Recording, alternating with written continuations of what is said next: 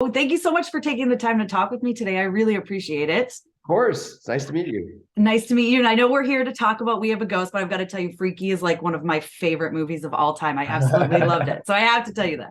Thank Thought it was you. great. Thank you. Um, but in regards to We Have a Ghost, what was the inspiration behind this? Because I feel like it's got that comedy horror vibe that you go for, but I feel like there's some mystery in here too. And feels like there's a whole lot more to this than we've seen in the past. Yeah, I mean, look, it's based on a short story, and which I fell in love with the first time I read it.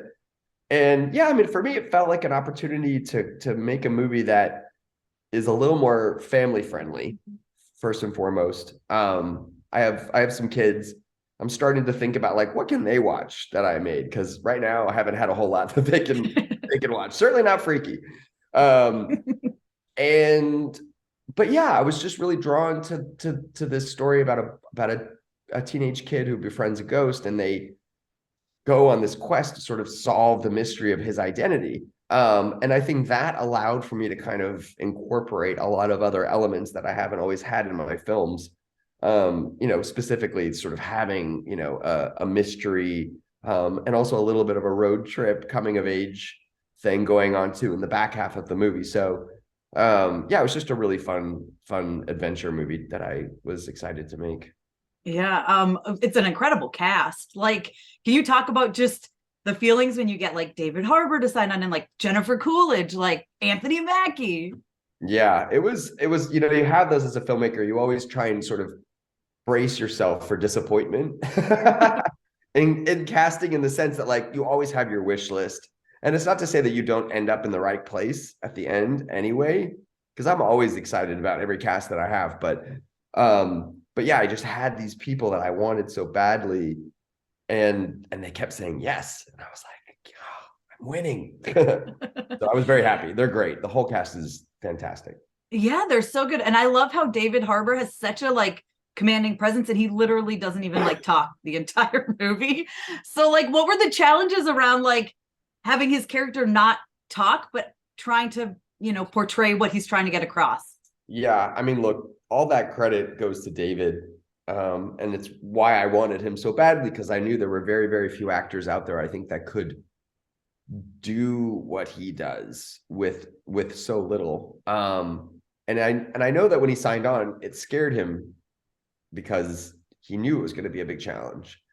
But he has such immediate access to his emotions, and he has so much empathy, and I think he's able to really wear it, and I think that's what's so unique about him. And you immediately feel for him. He's like a big teddy bear in some ways. So we really would just talk about the character, talk about his background, and then when we were shooting, really just the way that I talk about stuff with any actor, which is really trying to approach every scene just from a very emotional place, and also helping the actor really understand where they are in the movie when we're shooting. Um, and then the rest is him, he's just great. Yeah, he's so good. And like it's funny because I was watching it and there's like the twists and turns that come up and I'll keep it like spoiler free-ish, but I'm like watching it and I'm like, okay, is he gonna be like a horrible person in real life? Like what's gonna happen? And it just kept surprising me. Yeah. So can you just talk about like the importance of bringing like keeping the audience on their toes, I guess, throughout a movie like this? Yeah, I mean, I think whenever I write a film, I mean, it's interesting because often the story kind of directs me, and that sounds really weird and I don't know, doesn't make a whole lot of sense to some people, but I kind of just I'll see the movie in my head and I'll feel it unfold. Sometimes I hit sort of a fork and it feels like, oh, I should go right. But then I decide to go left, because I do want to, I'm always trying to subvert expectation as much as I can, because audiences, especially today, are so savvy and they know story. Like they can kind of sense where a story is going. And so anything that I can do to throw a curveball at them and still make it feel justified and rewarding, I mean, that's really my job at the end of the day. Yeah, I was like completely shocked. I was like, I got this figured out. And then I was like, wait, what? Like it was like a jaw drop moment. I was like, hold on. Now I need to go back and like were there hints like throughout and which I feel Yeah. like there aren't, but I also feel like you said it's warranted. Like you're like, oh, that makes sense. Yeah, when you go back through it all, you'll go, oh yeah, of course. It makes sense. Yeah, I love it. Can you talk about the effects of like making David Harbour look like a ghost? I really enjoy how they talked about it in the movie. They're like, you know, people are watching the viral videos like, oh, nice effects, nice hologram. And I'm Yeah. like, I like that little nod at it. But can you just talk about the process of like making him see through? Yeah, I mean, it was very complicated. It required an enormous amount of R&D. And then actually executing it was really complicated because we had to shoot David 4 different ways every time. Oh, But I wow. really I wanted him to look, it's that balance of him looking like a ghost, but not allowing the effect to be so distracting that you're not paying attention to the performance and the story. And I knew that I didn't want him to be some big, washed out, glowing white, you know, transparent dude. So we really tried to give it as much texture and dimension. And when you watch the movie, if you pay attention, you see how interactive he is with light. And so his transparency level changes depending on where he's standing in the room. And his glow changes based on that as well. So we had a lot of fun. It was just a shit ton of work though. I'm gonna say too, I was really happy because towards the beginning, like the first time he sat down, I think it was like in the attic, I was like, oh, so he can like see, because you know, can he touch, can he not touch? And then like 2 minutes later, they're like, oh, you can decide if you want to touch. And I was like, Here's the look, rules. explained it. Thank you. Yeah. Because Here's you your know, rules. it will exactly because leaving something like that, like questionable, would get annoying throughout the whole movie. So I was Yeah. very happy that you did that. Well, it's one of those things that, like, again, as a writer, you sort of try to identify the issue and then you try to solve it as quickly and as efficiently as possible because nobody wants some long expository moment, about rules. Like, it's so Yeah. boring. So you're just like, here it is, go along with it, and Yeah. that's what we do. It was perfect. And then I also enjoyed having Jahi, is that his name? Sing. Jackie, yeah. Yeah, yeah, that was great. Like he surprised me how good he is. You surprised me. That's the funny thing is that when I worked with him, it's so strange. I was so focused on casting him. He was the first person I cast in the movie. Wow. So I built the movie around him. And I didn't even ask if he could sing, even though it was already in the script. And then I remember when we were in pre-production, at one point, I finally was like, oh my God, he has to sing. Shit, what do I do? And I said something, I forgot who I said it to, but they were like, he was on Broadway, right? In The Lion King. And I was like, oh shit. So he went in and actually recorded his tracks so we had them down in case he didn't want to sing it live on the day. And I heard them and I was like, oh, wow, like he has a beautiful voice. So I was just like, again, it's why he's a unicorn. It's like he checked every conceivable box and then invented some new ones, because he's so good.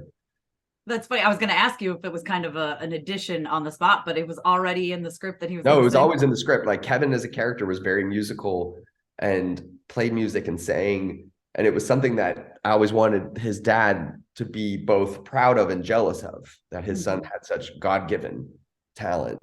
And there was actually more of it in the movie that we ended up cutting out, where you see him playing a lot and, doing stuff like he sings in his room in a deleted scene prior to that other one. So yeah, there was more of it, but we had enough.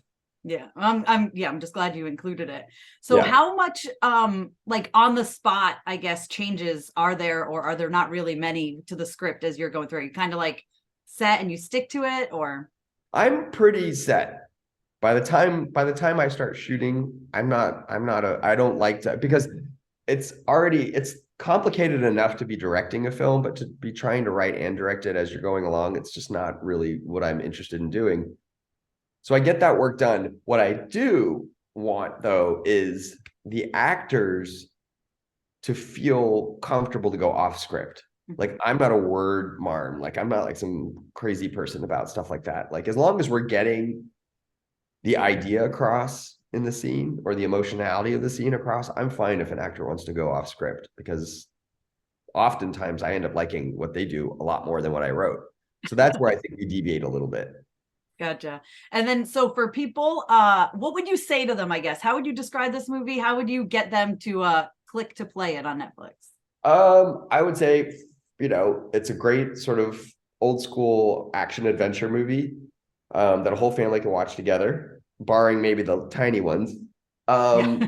And I think that, they get to go on a real ride that's filled with, scares and laughs and action and heart, and I think what more could you ask for? Yeah, it's really, really fun. And then that one moment where it's when Jennifer Coolidge is there, but when David Harbour just kind of embraces his like scary side, I guess. Yeah. What like films did you take inspiration from for those moments? I think the biggest inspiration, funny enough, because we called it this on set, was the Raiders of the Lost Ark, That's the what I thought of immediately. face melt. And there's a lot of Easter eggs and nods in the movie. There's the scene in the attic when Kevin's alone touring the house and you see that red ball roll between his feet. And that's like my changeling moment. Mhm. So I wanted to nod to a lot of movies that inspired this one. But yeah, otherwise we were just going for everything. I mean, there's an exorcist moment. There's all kinds of stuff in that sequence that are really just references to a lot of other things.